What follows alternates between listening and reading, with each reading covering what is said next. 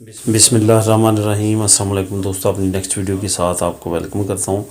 دوستو جیسا کہ آپ جانتے ہیں، میں نے پہلے ایک ویڈیو اپلوڈ کی تھی ایک سبسکرائبر کے کہنے پہ کہ اسپین میں بیبی بورن یا جو بچے ہیں ان کا بینیفٹ کیا ملتا ہے، کیا طریقہ کار ہے ان کا۔ اس کے بعد ایک اور سبسکرائبر نے کہا کہ پرتگال کے بارے میں بتائے، وہ بھی میں نے اپلوڈ کی تھی۔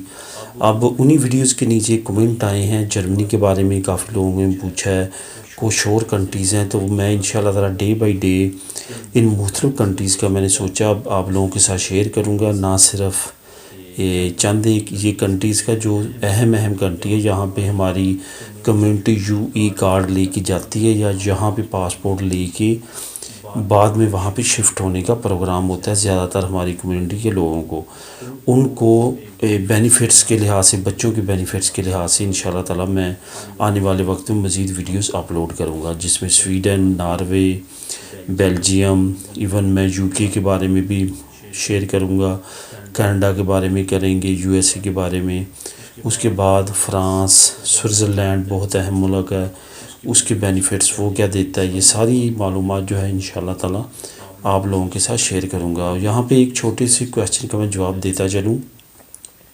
ایک دوست نے کویسچن کیا تھا کہ سوئٹزرلینڈ کیا یورپی یونین میں ہے، کیا ہم یہ نیشنلٹی لے کے سوئٹزرلینڈ جا سکتے ہیں؟ سوئٹزرلینڈ ہم جا سکتے ہیں، اسپین کی نیشنلٹی لینے کے بعد آپ یورپین شہری ہو جاتے ہیں۔ آپ نہ صرف وہاں پہ جا سکتے ہیں بلکہ آپ لیگل کام بھی کر سکتے ہیں، صرف آپ کو وہاں پہ کام ڈھونڈنا پڑے گا، اور کام ڈھونڈ کے آپ وہاں پہ کام کر سکتے ہیں، کنٹریکٹ شو کروانا پڑے گا گورنمنٹ کو کہ میں یہاں پہ کام کر رہا ہوں۔ ادروائز وہاں پہ جا کے آپ کام کر سکتے ہیں، ان کی شہری پوری یورپی یونین میں جہاں مرضی جا کے کام کر سکتے ہیں، رہ سکتے ہیں، اور اسی طرح یورپی یونین کے شہری سوئٹزرلینڈ میں جا کے رہ سکتے ہیں، کام کر سکتے ہیں۔ سوئٹزرلینڈ بہت اچھا ملک ہے، اس پہ بھی انشاءاللہ تعالی ڈیٹیل کے ساتھ ویڈیو بنائیں گے۔ دوستو اس ویڈیو میں بات کروں گا جرمنی کی۔ جرمنی میں کہ کافی لوگوں نے جرمنی کے بارے میں جو ہے وہ پوچھا ہے کہ وہاں پہ بچوں کے بینیفٹ کیا ہوتے ہیں۔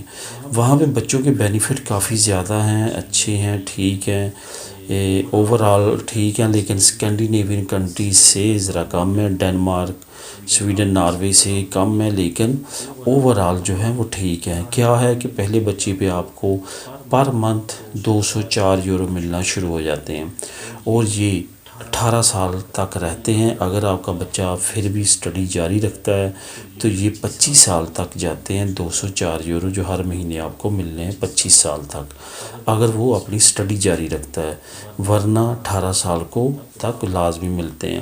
اس کے بعد پہلے اور دوسرے بچے پہ یہ 204 یہ 408 یورو آپ کو ہر منتھ بچوں کے بینیفٹ ملنے ہیں۔ اس کے بعد جو تیسرا بچہ ہے اس پہ یہ پھر 210 یورو ہو جاتے ہیں، 210 یورو تیسرے بچے سے سٹارٹ ہو جاتے ہیں، پھر تینوں بچوں پہ آپ کو 210 اور 210 ملیں گے، اور اسی طرح آگے چوتھے بچے پہ بھی 210، اور اس طرح آپ کو بچوں کا بینیفٹ ملتا رہتا ہے۔ جیسے کہ میں نے پہلے کہا، اگر وہ بچہ 18 سال تک ہی اسٹڈی کرے تو بینیفٹ ختم ہو جاتے ہیں 18 سال پہ، اگر وہ اسٹڈی جاری رکھتا ہے تو 25 سال تک یہ بینیفٹ ملتے رہتے ہیں۔